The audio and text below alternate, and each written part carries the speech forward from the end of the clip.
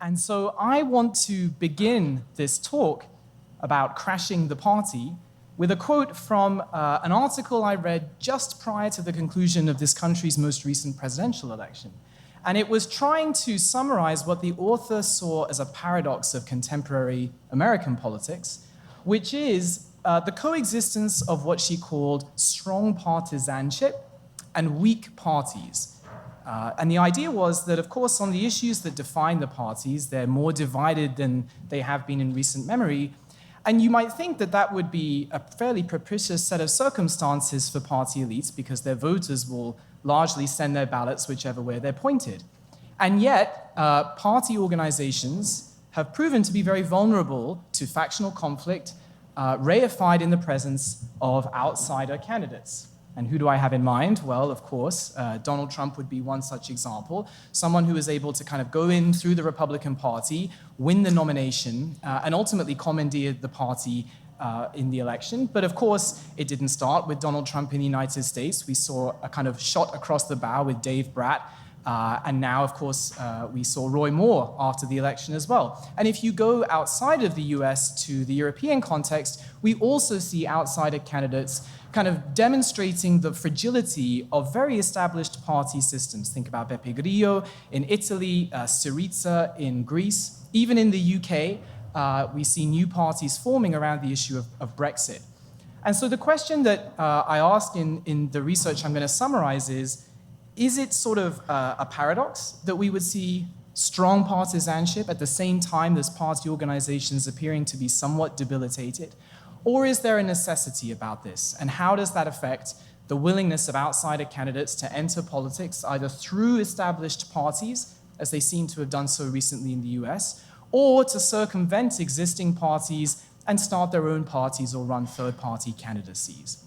So to give you a sense of how our theoretical framework operates, I want you to think about a world in which there are sort of four broad policy positions that you can imagine a politician advocating. So you can be on the left or on the right, so a Democrat versus a Republican. But there may be a second issue dimension. And the key is that this is an issue dimension which somehow is as much a source of division within parties as it is between the parties. Now, for the sake of contemporary interests, we call it globalism versus anti-globalism, but that's obviously going to vary depending on the political context. It could be civil rights, it could be a religious or an ethnic cleavage, depending on the context. And the key idea that my co-author and I explore is, if I'm an outsider candidate and I want to somehow break into the party's system, either by entering a party and standing in its primary, or just saying I'm going to go around the party and try and win as a third-party candidate, where should I enter? And what would my strategy be? And so I want you to think of the distance between these 4 points as a measure of the extent of conflict between people who have views at either of these locations. So one way of thinking about the United States today is that we're very, very divided across parties, even more so than we are within. And so what our formal theory essentially asks is, if I am, for example, Donald Trump, and I think that the Republicans have already identified for themselves a policy position with which they're most aligned, for example, a kind of globalist view, free trade, and so on and so forth, is it going to help me to enter at exactly the same location that everyone else is at? Well, to the extent that I have demonstrable or probable weaknesses as a candidate, the only way I can succeed is if I say something different. Now, when I enter the primary, I realize that this is a gauntlet that I'm going to have to get through, and I'm going to be bitterly opposed within the party at the time of my candidacy by the globalist rank and file and party elites. But to the extent that I anticipate that the parties are so divided, I anticipate that after I win the primary, if I'm successful, the same people who would want to disavow me in any other circumstance realize that the now not so palatable choice is between the other party's candidate and this candidate who won the nomination. And so around the time of the 2016 election, we spent quite a lot of time talking about voters who were located in my top left-hand corner. Okay, so we talked a lot about the Democrats and the kind of the Hillary Clinton faction. We spent a lot of time using various modes of language, talking about people in the bottom right-hand corner. But what our framework suggests is that the kind of unsung heroes, depending on your perspective, are the people on the top right-hand and bottom left-hand corners, because they were the ones who had a difficult choice. If I'm Paul Ryan or a Republican globalist, I don't have someone who's saying the things I like, and I have to decide. Am I willing to compromise despite opposing Donald Trump, say, in the primary, despite the fact that we're misaligned on this important policy cleavage, and I may have some doubts about the character or the competence of the candidate? Am I willing to walk away from that person and either not show up to vote or support the other party's candidate? And of course, a canny outsider is going to gamble on the prospect that the answer is no, I'm going to come back. And you may remember at the time of the last election, there was some last-minute talk of various Republicans running away from their candidate, and of course at the last minute they came back to the fold.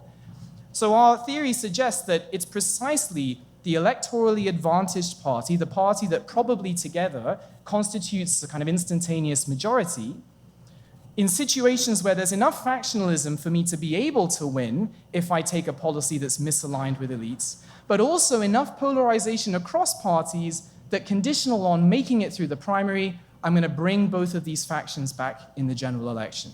And that's exactly what makes these parties very attractive targets for entry. And thus, these candidates are most likely to rip off the Band-Aid of internal policy conflicts. Now, on the other hand, if you think, for example, and I'm using American examples for the sake of familiarity, but go to the UK, for example, where the party divide is now completely dwarfed by the issue of Brexit, which, of course, fits into this framework of pro versus anti-EU. In that context, if I think that it's very unlikely that even if I were to win the primary, I would be likely to rally both factions in my party because we're so misaligned on this factional cleavage, maybe the best thing to do is to leave the party alone, let them nominate their globalist candidate, because if I start a new party or run as an independent, the globalist factions that would otherwise unite against me will now divide across party lines. And so now I only have to pull over some disillusioned anti-globalists from the other side who are similarly unrepresented and win with a plurality. So it actually behooves me to try and trigger a three-way contest rather than try to make it through this daunting primary apparatus. So that's what our model says. Our model says that when the first-order conflict is between parties, but there's enough factional disagreement within parties to give me a shot at winning the nomination, that's the best time. Whereas if polarization between parties is really dwarfed by these kind of emerging issues, maybe it's best to go my own way. So if I'm an outsider, I have my checklist of conditions that I would want satisfied. Now, of course, you might say, well, why don't the party elites do something? And so it's sort of an abstract exercise in the context of the United States where, parties are somewhat porous and party elites cannot do so much to stop candidates from entering. But just for a moment, imagine that they could. Okay, imagine that the party, whether it be Republican or Democrat, could somehow wave a magic wand and stop these candidates from being able to enter their primary. Would they want to do it? Well, our framework actually says the very conditions under which parties are attractive targets for outsider entry are precisely the conditions under which party elites would not want to stop them from entering, even if they could. And the intuition is very simple. To the extent that I tell Donald Trump, you can't enter my primary, what's he going to do? He's going to run as a third-party candidate. And when he runs as a third-party candidate, he's potentially going to divide my party's rank-and-file voters in the general election, making it more likely that the other party's candidate is able to sneak through on a plurality. Now, to the extent that I, like my voters, am very, very polarized on the traditional party dimension, and the only thing I really care about is beating the other party's candidate, it's precisely the same conditions under which the elite would say, well, the best way we can beat this person is to let them run in the primary and hope to defeat them there. Okay, so unfortunately, if you look to the parties to kind of get us out of this, our framework suggests that that may be a lost hope. And so just to kind of give you an example of what happens when parties get this wrong, a sort of lighthearted example, not so much for this character from Europe, take you to Italy, where, as you may know, the Five-Star Movement is now kind of the largest single party nationally, and indeed has a senior position in government. It's a relatively new party. Beppe Grillo was a former comedian, okay, so kind of very much the outsider candidate. And his first attempt to enter Italian politics was through one of the major parties. And he was denied. He was told flat out no, because they can do that. And one of the party's sort of major grandees, this character Piero Fassino, former mayor of Turin, had this quote, which I'm sure he now bitterly regrets, saying, if Grillo thinks that he can do politics or wants to do politics, let him start his own party and we'll see how many votes he gets. Well, fast forward 7 years later, he himself fell to a 5-star candidate. And now if you go on the internet, you can find lots of very entertaining Italian Facebook pages dedicated to the wisdom of Piero Fassino.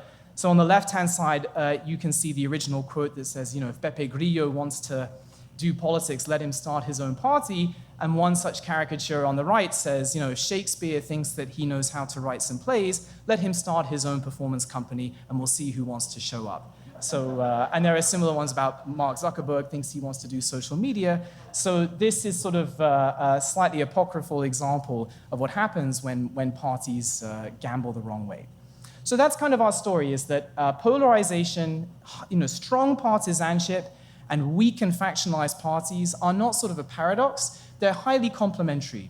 And in particular, and this may seem paradoxical, it's precisely the electorally strongest parties at any given period that are most likely to see outsider entry, because if you think that you can unite the party's factions after a primary victory, it's the electorally advantaged party that you want to go after. So perhaps the Republicans over the last couple of election cycles congressionally, but now, of course, the Democrats are starting to see similar issues within their own ranks. So our framework suggests that's the next place to go and look. So thank you very much.